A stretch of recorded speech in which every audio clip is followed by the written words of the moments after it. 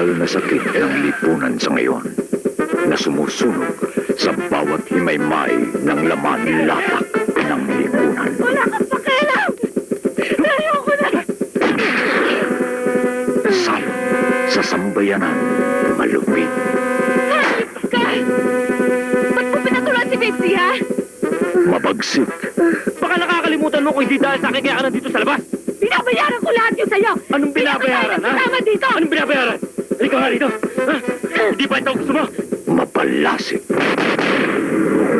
Droga. Pagtapat ng mga babaeng adik. Pelikula ni Celso and Castillo. Mula sa Glowan Films International.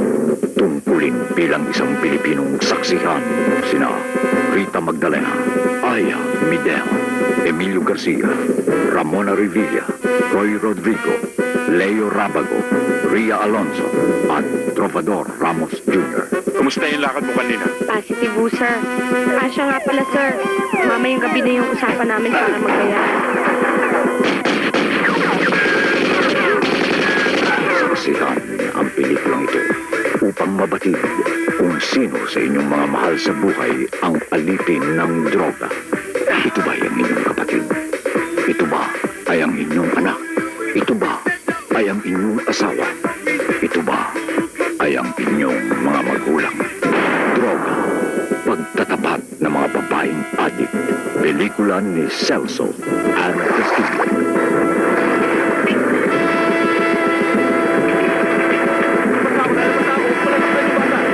Pera na kailangan mo, pare. Kuha ako. Pag-usapan natin na maayos to. Huwag na natin idamay ang bata. Paiikutin ko tong baril ko at kakargahan ko ng damdam 45. Magsasabi kayo ng katotohanan o pasasabugin ko ulo ninyo. Eh, hindi ko po alam yan. Nasaan ang pera? Attorney, nangako silang ibibigay nila. Itong linggong to. Kapag nalaman ko na kinakaliwa mo lang ako, susunugin kita ng buhay. Huwag kang pupulot! Nasaan yung kasama mo? Narito ako. Ako ba hinahanap mo?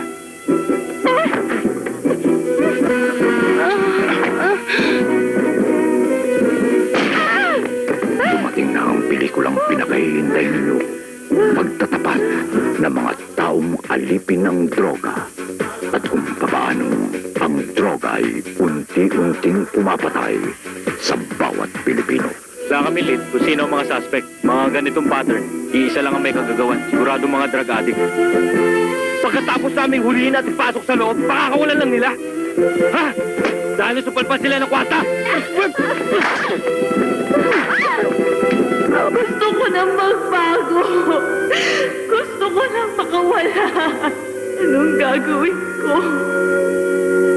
At hanggang ngayon, hindi ko pa rin alam. Pagbabayarin ko sila.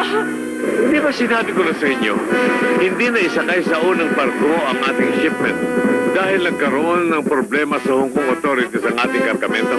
Ngayon nakasakay na wala ng problema. Dadamputin na lamang natin ito sa dagat.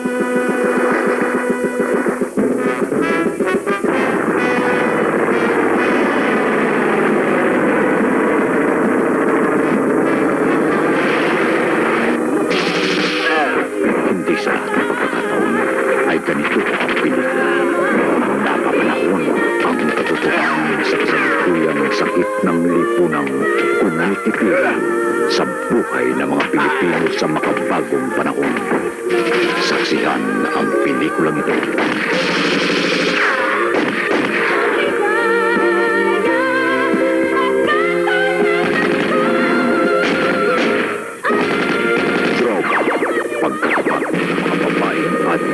Pelikula ni Celso and Castillo.